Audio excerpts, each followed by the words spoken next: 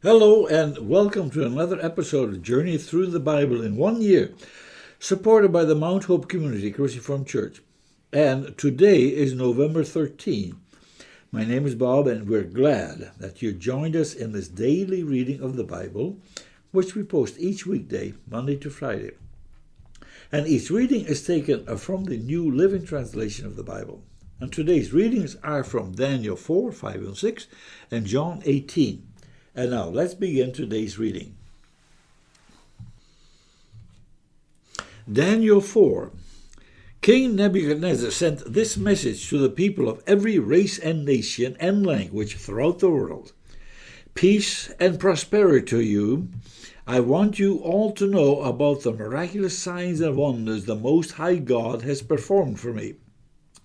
How great are his signs, how powerful his wonders. His kingdom will last forever, his rule through all generations. I, Nebuchadnezzar, was living in my palace in comfort and prosperity.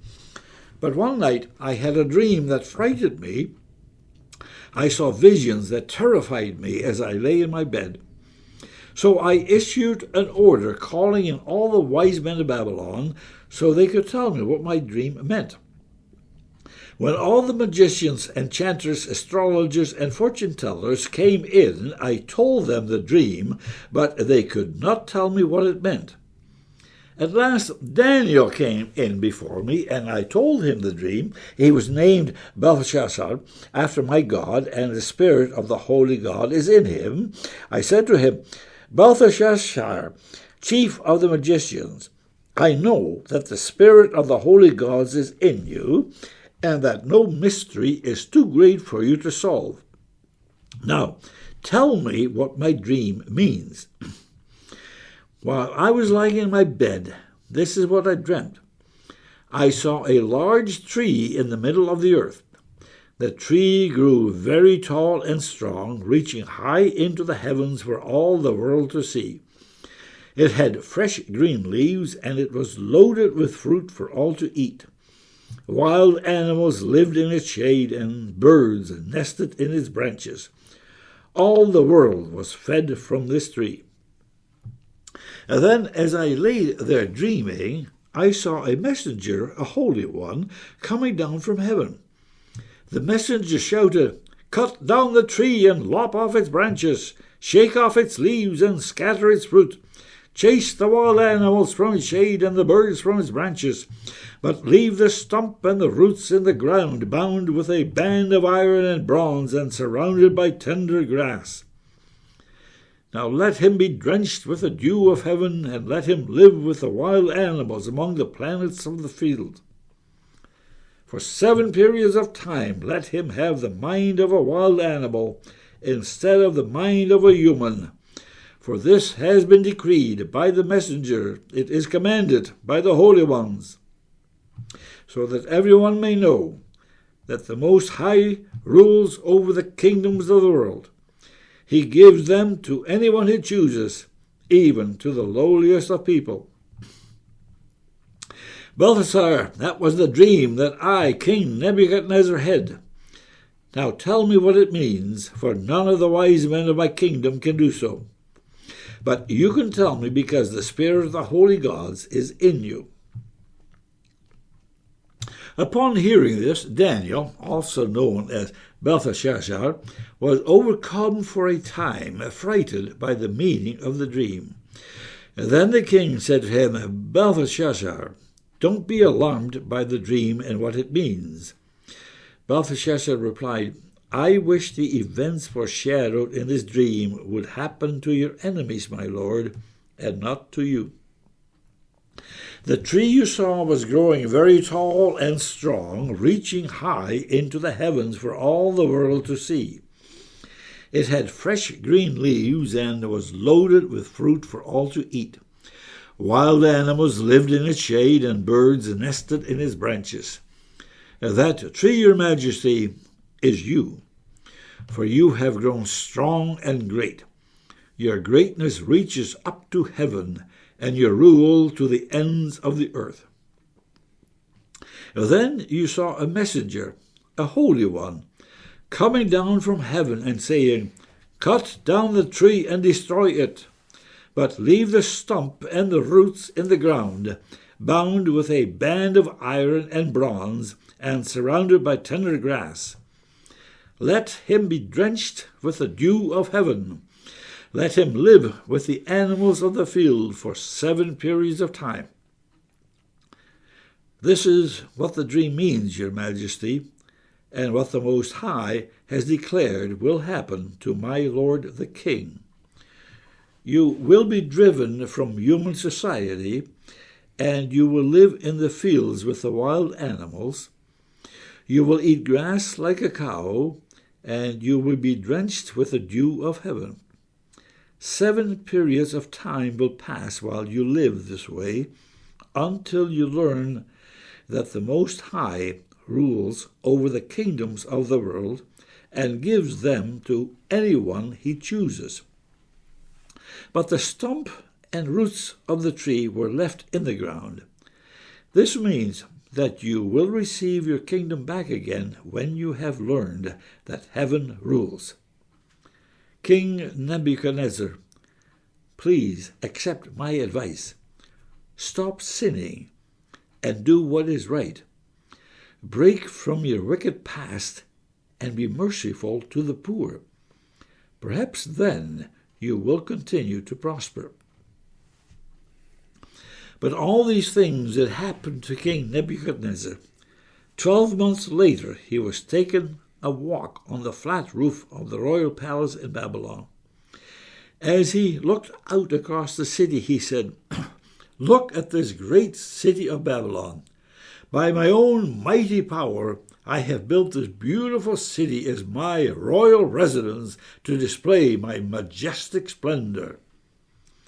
And while these words were still in his mouth, a voice called down from heaven, "O King Nebuchadnezzar, this message is for you.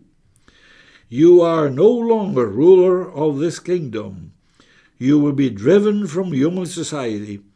You will live in the fields with the wild animals, and you will eat grass like a cow. 7 periods of time will pass while you live this way, until you learn that the Most High rules over the kingdoms of the world and gives them to anyone who he chooses. At that same hour the judgment was fulfilled, and Nebuchadnezzar was driven from human society. He ate grasses like a cow, and he was drenched with the dew of heaven. He lived this way until his hair was as long as eagle's feathers, and his nails were like birds' claws.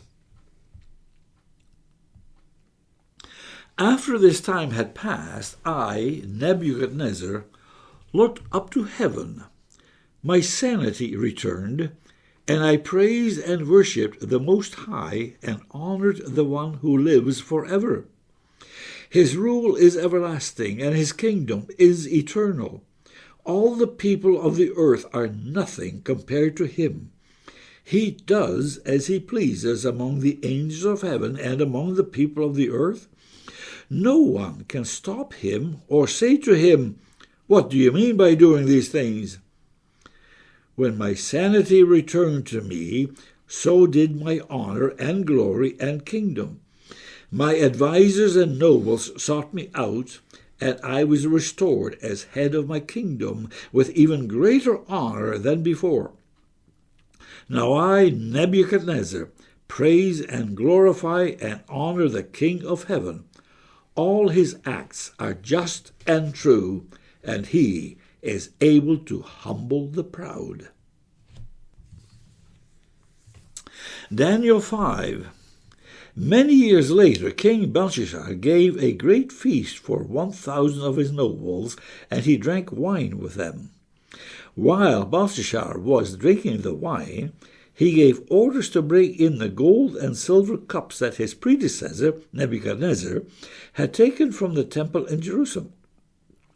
He wanted to drink from them with his nobles, his wives, and his concubines. So they brought these gold cups taken from the temple, the house of God in Jerusalem, And the king and his nobles, his wives, and his concubines drank from them. And while they drank from them, they praised their idols made of gold, silver, bronze, iron, wood, and stone. Suddenly, they saw the fingers of a hand writing on the plaster wall of the king's palace near the lampstand. The king himself saw the hand as it wrote, and his face turned pale with fright. His knees knocked together in fear, and his legs gave way beneath him. The king shouted for the enchanters, astrologers, and fortune-tellers to be brought before him. He said to these wise men of Babylon, "Whoever can read this writing and tell me what it means will be dressed in purple robes of royal honor and will have a gold chain placed around his neck. He will become the third highest ruler in the kingdom." But when all the king's wise men had come in, none of them could read the writing or tell him what it meant. So the king grew even more alarmed, and his face turned pale. His nobles, too, were shaken. But when the queen mother heard what was happening, she hurried to the banquet hall. She said to Belshazzar, "Long live the king! Don't be so pale and frightened. There is a man in your kingdom who has within him the spirit of the holy gods. During Nebuchadnezzar's reign, this man was found to have insight, understanding, and wisdom like that of the gods. Your predecessor, King Nebuchadnezzar, made him chief over all the magicians, enchanters, astrologers, and fortune-tellers of Babylon. This man Daniel, whom the king named Belteshazzar, has exceptional ability and is filled with divine knowledge and understanding. He can interpret dreams, explain riddles, and solve difficult problems. Call for Daniel, and he will tell you what the writing means." So Daniel was brought in before the king, and the king asked him, "Are you Daniel, one of the exiles brought from Judah by my predecessor King Nebuchadnezzar? I have heard that you have the spirit of the gods within you, and that you are filled with insight, understanding, and wisdom. My wise men and enchanters have tried to read the words on the wall and tell me the meaning, but they cannot do it. I am told that you can give interpretations and solve difficult problems. If you can read these words and tell me their meaning, you will be clothed in purple robes of your royal honor, and you will have a gold chain placed around your neck. You will become the third highest rulers in the kingdom." Daniel answered the king, "Keep your gifts or give them to someone else, but I will tell you what the writing means. Your Majesty, the Most High God gave sovereignty, majesty, glory, and honor to your predecessor Nebuchadnezzar.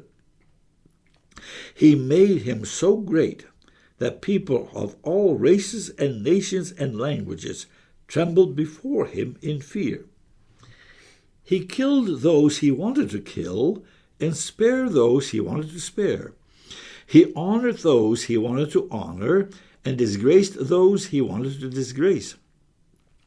But when his heart and mind were puffed up with arrogance, he was brought down from his royal throne and stripped of his glory.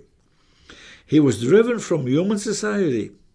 He was given the mind of a wild animal, and he lived among the wild donkeys. He ate grass like a cow, and he was drenched with the dew of heaven, until he learned that the Most High God rules over the kingdoms of the world and appoints anyone he desires to rule over them. You are his successor, O Belshazzar, and you knew all this, yet you have not humbled yourself. For you have proudly defiled the Lord of heaven and have had these cups from his temple brought before you. You and your nobles and your wives and concubines have been drinking wine from them while praising gods of silver, gold, bronze, iron, wood, and stone, gods that never see nor hear nor know anything at all. But you have not honored the God who gives you the breath of life and controls your destiny. So God has sent this hand to write this message.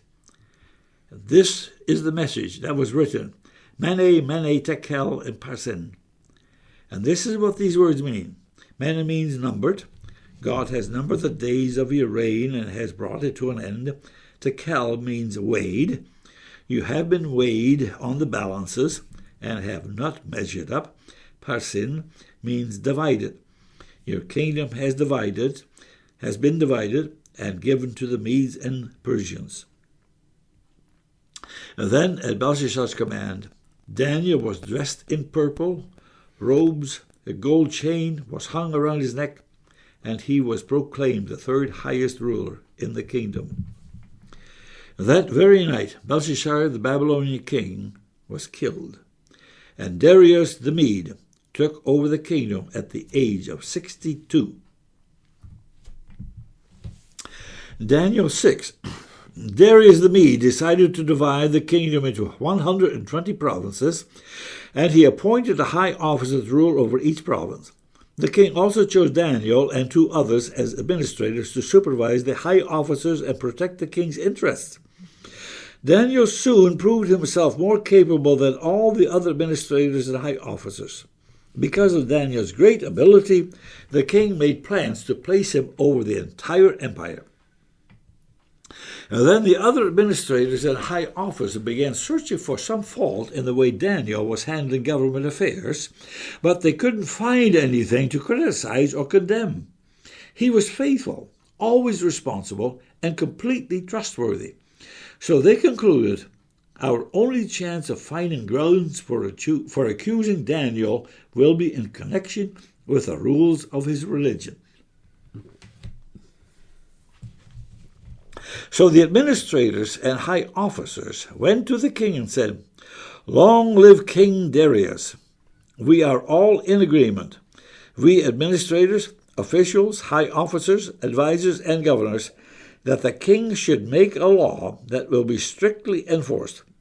Give orders that for the next 30 days, any person who prays to anyone, divine or human, except to you, your majesty, will be thrown into the den of lions.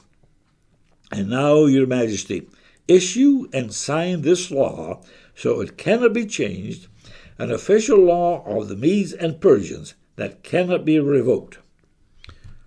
So Darius signed the law. But when Daniel learned that the law had been signed, he went home and knelt down as usual in his upstairs room with its windows open toward Jerusalem. He prayed 3 times a day, just as he had always done, giving thanks to his God. Then the officials went together to Daniel's house and found him praying and asking for God's help. So they went straight to the king and reminded him about his law. Did you not sign a law that for the next 30 days any person who prays to anyone, divine or human, except to you, your majesty, will be thrown into the den of lions? Yes, the king replied, that decision stands.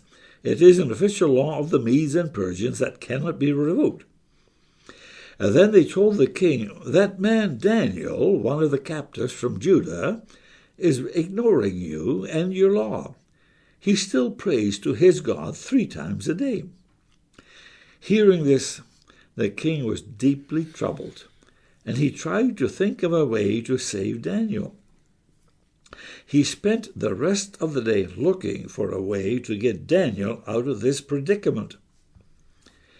In the evening, the men went together to the king and said, Your Majesty, you know that according to the law of the Medes and Persians, no law that the king signs can be changed. So at last the king gave orders for Daniel to be arrested and thrown into the den of lions. The king said to him, May your God, whom you serve so faithfully, rescue you. A stone was brought and placed over the mouth of the den. The king sealed the stone with his own royal seal and the seals of his nobles, so that no one could rescue Daniel. Then the king returned to his palace and spent the night fasting. He refused his usual entertainment and couldn't sleep at all that night. Very early the next morning, the king got up and hurried to the lion's den. When he got there, he called out in anguish, "Daniel, servant of the living God, was your God whom you serve so faithfully able to rescue you from these lions?" Daniel answered, "Long live the king! My God sent his angel to shut the lions' mouths so that they would not harm me, for I have been found innocent in his sight, and I have not wronged you, your majesty." The king was overjoyed and ordered that Daniel be lifted from the den. Not a scratch was found on him, for he had trusted in his God. Then the king gave orders to arrest the men who had maliciously accused Daniel. He had them thrown into the lion's den, along with their wives and children. The lions leaped on them and tore them apart before they even hit the floor of the den. Then King Darius sent this message to the people of every race and nation and language throughout the world: "Peace and prosperity to you. I decree that everyone throughout my kingdom should tremble with fear before the God of Daniel. For he is the living God, and he will endure forever. His kingdom will never be destroyed, and his rule will never end. He rescues and saves his people. He performs his miraculous signs and wonders in the heavens and on earth. He has rescued Daniel from the power of the lions." So Daniel prospered during the reign of Darius and the reign of Cyrus the Persian. John 18. After saying these things, Jesus crossed the Kidron Valley with his disciples and entered a grove of olive trees. Judas the betrayer knew this place because Jesus had often gone there with his disciples. The leading priests and Pharisees had given Judas a contingent of Roman soldiers and temple guards to accompany him. Now, with blazing torches, lanterns, and weapons, they arrived at the olive grove. Jesus fully realized all that was going to happen to him, so he stepped forward to meet them. "Who are you looking for?" he asked. "Jesus the Nazarene," they replied. "I am he," Jesus said. Now Judas, who betrayed him, was standing with them. As Jesus said, "I am he," they all drew back and fell to the ground. Once more he asked them, "Who are you looking for?" And again they replied, "Jesus the Nazarene." "I told you that I am he," Jesus said. "And since I am the one you want, let these others go." He did this to fulfill his own statement, "I did not lose a single one of those you have given me." Then Simon Peter drew a sword and slashed off the right ear of Malchus, the high priest's slave. But Jesus said to Peter, "Put your sword back into its sheath. Shall I not drink from the cup of suffering the Father has given me?" So the soldiers, their commanding officer, and the temple guards arrested Jesus and tied him up. First they took him to Annas, since he was the father-in-law of Caiaphas, the high priest at the time. Caiaphas was the one who had told the other Jewish leaders, "It is better that one man should die for the people." Simon Peter followed Jesus, as did another of the disciples. That other disciple was acquainted with the high priest, so he was allowed to enter the high priest's courtyard with Jesus. Peter had to stay outside the gate. Then the disciple who knew the high priest spoke to the woman watching at the gate. She let Peter in. The woman asked Peter, "You're not one of that man's disciples, are you?" "No," he said, "I am not." And because it was cold, the household servants and the guards had made a charcoal fire. They stood around it, warming themselves, and Peter stood with them, warming himself. Inside, the high priest began asking Jesus about his followers and what he had been teaching them. Jesus replied, "Everyone knows what I teach. I have preached regularly in the synagogues and the temple where the people gather. I have not spoken in secret. Why are you asking me this question? Ask those who heard me. They know what I said." Then one of the temple guards standing nearby slapped Jesus across the face. "Is that the way you answer the high priest?" he demanded. And Jesus replied, "If I said anything wrong, you must prove it. But if I am speaking the truth, why are you beating me?" Then Annas bound Jesus and sent him to Caiaphas, the high priest. Meanwhile, as Simon Peter was standing by the fire warming himself, they asked him again, "You're not one of his disciples, are you?" He denied it, saying, "No, I am not." But one of the household slaves of the high priest, a relative of the man whose ear Peter had cut off, asked, "Didn't I see you out there in the olive grove with Jesus?" Again, Peter denied it, and immediately a rooster crowed. Jesus' trial before Caiaphas ended in the early hours of the morning. Then he was taken to the headquarters of the Roman governor. His accusers didn't go inside because it would defile them, and they wouldn't be allowed to celebrate the Passover. So Pilate, the governor, went out to them and asked, "What is your charge against this man?" "We wouldn't have handed him over to you if he weren't a criminal," they reported. "Then take him away and judge him by your own law," Pilate told them. "Only the Romans are permitted to execute someone," the Jewish leaders replied. And this fulfilled Jesus' prediction about the way he would die. Then Pilate went back into his headquarters and called for Jesus to be brought to him. "Are you the king of the Jews?" he asked him. And Jesus replied, "Is this your own question, or did others tell you about me?" "Am I a Jew?" Pilate retorted. "Your own people and their leading priests brought you to me for trial. Why? What have you done?"